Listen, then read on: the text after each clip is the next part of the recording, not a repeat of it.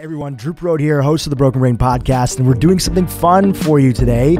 We have a special mini episode all about food and our brain function. How do the foods that we eat impact our cognition and the function of the brain? We're going to dive into that with a little bit of a compilation episode, which is a few clips from our top podcast on this subject. And to kick us off, we're going to start with a word from my dear friend from the UK, Dr. Rupi Ojula. Your brain is really the powerhouse and the housing of the trillions of neural synapses, the different connections you have with the wiring of your neurons. That essentially is the mechanism by which we produce emotions, the mechanism by which we have our movement. The fact that I'm coordinating my hands right now is all because of the brain. And we only really appreciate the beauty of our brains when something goes wrong. When we have something like a stroke, or maybe we have brain fog, or maybe we have inexplicable fatigue, which I see a lot these days.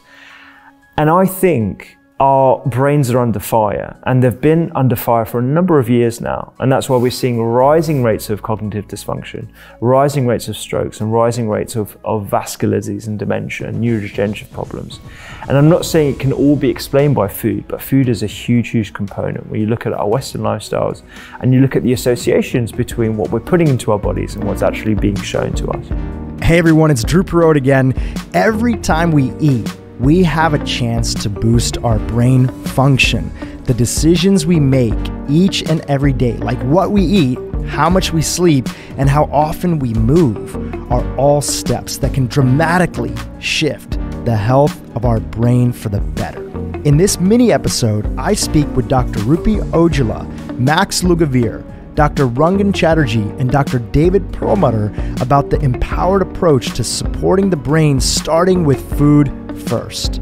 Let's continue to listen in with my interview with my good friend, filmmaker, and author of Genius Foods, Max Lugavere, where we dig deep into what foods can help your brain thrive, like dark leafy greens, extra virgin olive oil, and my favorite, good old eggs. You know, you have a New York Times bestseller, congratulations, by the way, called Genius Foods, and you talk about foods that have such an important impact, that are well researched. That's what I love about your work that you cite, is that you bring in a journalistic approach because your background is in journalism, and you talk about all the science that shows a strong case, and in some cases, other foods that we think are very healthy that maybe the evidence is not there, or the evidence is counterintuitive, which I'm going to get back to in a second.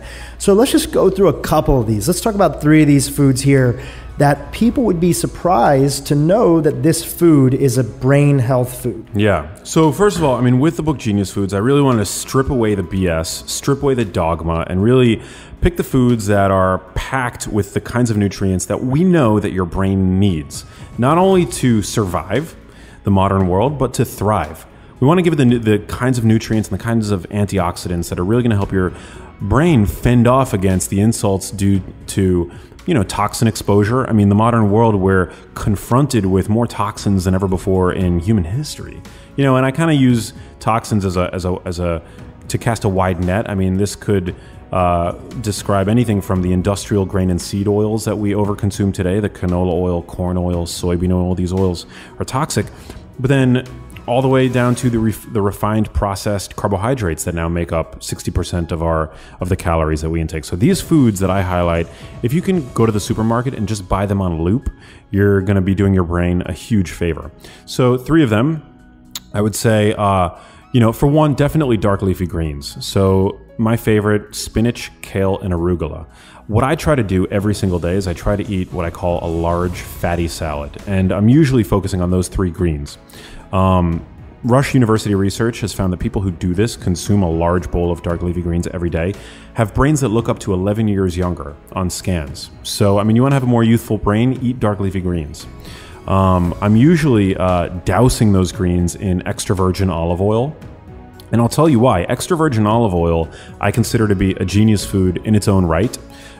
Because it's rich in, first of all, it's got a very favorable fatty acid profile. So in terms of the kind of oil that we want to consume liberally, we can look to many different types of studies to confirm that extra virgin olive oil is really beneficial. We can look at the population level, and we can see that people who tend to consume more extra virgin olive oil have better health. They've got better cardiovascular health, they've got better brain health, they even can lose weight. We can look, taking it a step down, to randomized control trials. You know, there was the PrediMed trial. The PrediMed trial was a very large population, long-term, about 6 years is what it spanned, trial where they took groups of people and they put them on either low-fat diets or Mediterranean diets, which were already higher in fat, and they supplemented those two Mediterranean groups with either more nuts or more extra virgin olive oil. And they found that when consuming up to a liter per week, it actually improved the health outcomes of these people. The PrediMed study was actually recently reanalyzed because there were some flaws in the randomization, in the methodology. But even after the reanalysis of the trial, they found that the results were the same. And so, very good evidence. You know, and a lot of people were surprised because, as you mentioned, up to a liter a week. Yes, that's a lot. That's a large quantity. Yeah, that's a large quantity. I mean, you know, we now know, thankfully, that fat doesn't make you fat, even though the two unfortunately have the same word. But extra virgin olive oil, you know, it's the polyphenols in the oil. Aside from the fatty acid ratio of monounsaturated fat to saturated fat, it's very favorable from that standpoint, but it also contains plant compounds that are profoundly anti-inflammatory. So inflammation is the cornerstone of all modern disease, pretty much, and extra virgin olive oil is one of these foods that has a very strong anti-inflammatory effect in the body. And then we can look to animal studies. So we can see from all these different types of studies that extra virgin olive oil is very beneficial. And when we throw it on that salad, it actually helps to make some of the most important compounds in the greens more bioavailable. So it's a total synergy, Drew. It's like one of these cases in biology where 1 + 1 = 5. So when you're making your fatty salad with the dark greens, do you just literally build the salad for us, right? Because sometimes people who are new to this and they're just listening to the podcast, they're just imagining you dumping a bowl of arugula and then pouring olive oil on top. Is it like that? Do you stack it? Do you add other things to it? Walk us through your process. Yeah, I mean, I could tell you about a salad that I had today. So I threw in equal parts kale, spinach, and arugula. So kale and spinach are great. Spinach and kale, both amazing sources of dietary fiber, magnesium, which is critically important to help your body repair against DNA damage and create energy for you. But arugula is special because it's one of the top dietary sources of plant nitrates, which are really important for healthy blood vessel function. So this is really important for sexual function. I mean, we all want that blood flow. You talked about that earlier a bit, that actually erectile dysfunction is a very early sign of cardiovascular disease.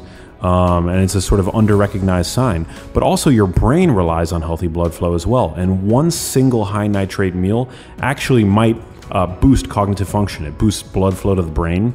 And it works actually by providing the precursors to nitric oxide in your blood vessels, which helps to sort of act like a vasodilator, helps to sort of like open up your capillaries and push new blood and nutrients to your brain. So I take those dark leafy greens, I put them in a bowl. Today I threw in some raw beets, which are also, again, great source of nitrate, helping with that blood flow. Some raw sunflower seeds, very delicious for texture. I like to have fun with it. I throw in some bell peppers. Bell peppers are actually rich in luteolin, which has been shown to in animal models to prevent brain aging. And then I'll throw in my extra virgin olive oil, maybe some protein like an egg or some chopped up grilled chicken. Extra virgin olive oil. I'm a big fan of apple cider vinegar, so I'll use some apple cider vinegar. Salt, pepper. We know that pepper enhances the bioactivity of certain plant compounds like curcumin found in turmeric. So it doesn't take a stretch of the imagination to theorize that that's going to have a similar effect in the polyphenols found in dark leafy greens. So it's a little biohack that I use. I want to definitely always add that black pepper into my salad with some salt. And I'm also a big fan of nutritional yeast. So I'll throw some nutritional yeast in there, which gives it sort of like a cheesy texture, even though it's a dairy-free product. It's actually a flavor enhancer. So it gives my salad like a really savory flavor. I think actually salt and nutritional yeast and these kinds of things that add sort of a savory bite to our foods, it's sort of like a very underappreciated benefit of adding more salt to your food. You know, I mean, if you're listening and you have children and you're scratching your head trying to figure out how to get your kids to eat more vegetables, use salt liberally. You know, I mean, salt's not a bad guy. We sometimes forget that sodium is a nutrient and we need it for good health. So I'm making that salad, you know, acidic with the vinegar and salty and savory, and there's a lot of layers. A lot of layers, yeah. And that's what adds to the flavor, Yeah. for the richness. And I'm sure every day it's not the same salad. You kind of vary this, vary that. Yeah, there are no things. rules. There are no rules. Sometimes I'll, you know, I mean, in this salad that I had today, I used apple cider vinegar. Sometimes I'll use balsamic vinegar. Sometimes I'll leave out the nutritional yeast. The right combination of oils, a few key spices, is literally a game changer. Yeah. I mean, that's what McDonald's and all these people know, except they use very unhealthy things to hijack our taste buds. Yeah. They know that they can take iceberg lettuce, which has no flavor, and put the, you know, most addictive, worst salad dressing on there, and people will eat it up. Yeah. We can create our own version of that if we know the tools that are available. You know, it's also, I think, really interesting to keep in mind that some of the most healthy plant compounds have a bitter taste. And they're bitter because plants generate them as a means of discouraging smaller animals from consuming them, right? But actually, these plants have what's called a hormetic effect on our body. So they're bitter. They're, I guess, mildly toxic at the cellular level, but we're so robust as a species that, you know, they don't actually have a negative effect on us. They, in essence, cause our bodies to upregulate the production of our own antioxidant compounds. And so it's one of the reasons why these plants are actually so good for us. All plant foods, from coffee to cacao, all contain an abundance of these bitter polyphenol compounds. And some of the plants that are most bitter are the most good for us for that reason. So look at herbs. You know, a lot of people kind of shy away from putting herbs into salads because of their strong flavor, but they're actually some of the most concentrated sources of these polyphenols. So go to town, throw parsley, cilantro. I mean, there's no, you know, these add a major health kick, and by throwing in the oil and the black pepper, you're really giving your body a powerful health jolt when you add like herbs and other bitter compounds into your salad. That's great. So we talked about dark green leafy vegetables, and of course a little bit of olive oil and black pepper and a few other things inside of there. What's another genius food that you can break down for us? Yeah, well, I would say eggs. I'm definitely a big fan of eggs. We now know, Drew, and you know, Dr. Hyman has talked about this in his books, that for the vast majority of people, dietary cholesterol has no effect on risk for heart disease. And break that down. Of course, Dr. Hyman's written a book called Eat Fat, Get Thin. We've done some education in Broken Brain, but for people that are new or need a little, you know, revisit on that, help us understand that and like really break it down. So you're saying like the cholesterol that when we go into a doctor's office and they measure our cholesterol, you know, and we're often told like, oh, go eat an egg yolk omelet or stay away from this or stay away from grass-fed beef or these things. You're saying that those two things don't have a connection. So help us understand that. The vast majority of cholesterol that you have in circulation in your body is actually produced by your liver. So your liver produces about 4 egg yolks worth of cholesterol every single day. Your brain produces cholesterol. It's called de novo cholesterol synthesis. Your brain is 25% of the cholesterol that is found in your body is located in your brain. And cholesterol is a hormone that every one of our cells uses. Exactly. Without cholesterol, we'd be dead. So let's start there. So the whole notion that cholesterol is this demonic dietary compound that somehow we should avoid is not true. I mean, we evolved consuming cholesterol. There's no doubt about that. And we now know that for the vast majority of people, consuming dietary cholesterol doesn't have an impact on the circulating cholesterol that you have in your body. And I say the vast majority because, you know, in biology, there are always exceptions. So one thing that I talk about in my book, Genius Foods, is the fact that there's no such thing as a one-size-fits-all diet. I mean, we could argue that there's a one-size-fits-most diet, but everybody's different at the end of the day.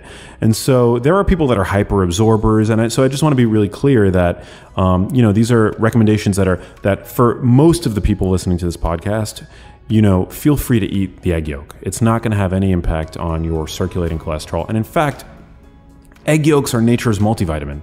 The benefits of consuming egg yolks by far for most people are going to outweigh any potential risk. because egg yolks are packed with choline, they're packed with vitamin B12, they're packed with carotenoids that help protect your eyes and your brain against aging, like lutein and zeaxanthin. There's even an anti-inflammatory compound that was recently identified called yolkin in the yolks. So egg yolks have a myriad of really healthy things. And from an evolutionary standpoint, it totally makes sense, because when an embryo is developing, the first structure to assemble is the nervous system, which includes the brain. So an egg yolk is literally postmarked by nature to contain all of the ingredients required to grow a healthy embryonic brain and nervous system. A poor diet affects our brain in more ways than one. What we eat influences everything from our mood, our ability to focus, our memory, and our gut health. My good friend, Dr. Rangan Chatterjee, and I discussed the power of eating the right kinds of fats, like DHA, to boost cognition. When we're talking about brain health, omega-3 rich food, in particular fatty fish, is a critical food for our overall health, including our brain health. A lot of our brain is made up of fat, right? And a lot of that fat is what we call DHA. DHA is a kind of omega-3. And the best source of DHA is fatty fish. And there's some really good studies showing now that actually the levels of omega-3 in our diet, and you can actually measure this in your blood, the levels of serum omega-3 in your blood, right, is correlated with increased brain activity. But let's think about that. We're literally saying that the food that we are choosing directly impacts our brain, right? So very much, I think all of us are proponents of things like wild salmon and anchovies and sardines. And if you're talking about cost, right, because that's a big issue for people these days, right? Sardines, anchovies, you go to your supermarket, you can get them very cheaply. Canned sardines, Dr. Hyman's favorite salad that he talks about in the series is that he takes avocados, some dark leafy greens, cuts up a few vegetables, maybe some bell peppers, some cucumbers, and literally will open up a can of sardines, wild caught, so cheap. You can order it online through websites like Thrive Market or get it at Trader Joe's, dumps it in, a little bit balsamic vinegar, a little bit of olive oil, sea salt, pepper, and that's a salad. It's easy. It's quicker than driving 15 minutes, spending, a few dollars on fast food. It's quicker, it's faster, it tastes better, and it's actually good for your brain. Chronic degenerative conditions are the #1 cause of death on the planet. The proactive steps we take today can safeguard ourselves against cognitive decline and neurological diseases. Besides our diet, there is another very important piece to our brain health: exercise. I explore this topic in my interview with board-certified neurologist and 4-time New York Times best-selling author, Dr. David Perlmutter. The next thing that is certainly very powerful in terms of brain health, and it means you have to buy something. There's something very specific that I want your listeners to go out and buy. It's called a new pair of sneakers or athletic shoes. Call them what you want. But people have to get up and move. Why? Because study after study has demonstrated a very strong correlation between sedentarity, meaning not moving, and Alzheimer's risk. When we want to look at those retrospective studies, it's very compelling, but now there have actually been interventional studies done, one by Dr. Erickson, collaborative group at UCLA with the University of Pittsburgh, demonstrating in a 1-year period of time, 2 groups of individuals were randomized. Well, one group was randomized into 2 groups. One group got a stretching program to do every day. The other group got a more aerobic program to do every day. And they measured 3 things. They measured their blood level of a certain chemical that we'll talk about in a moment called BDNF, which increases the growth of brain cells. They measured the actual size of their brain's memory center, and they actually measured their memory function. And what did they find? Across the board, those individuals who did some stretching but nothing really demanding had smaller memory centers, lower levels of this important chemical for the brain called BDNF, and also on MRI scanning, their memory centers shrunk during that 1-year period.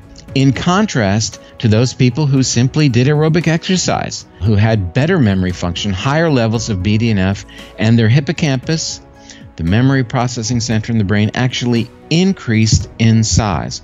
Why might that be? What's no mystery.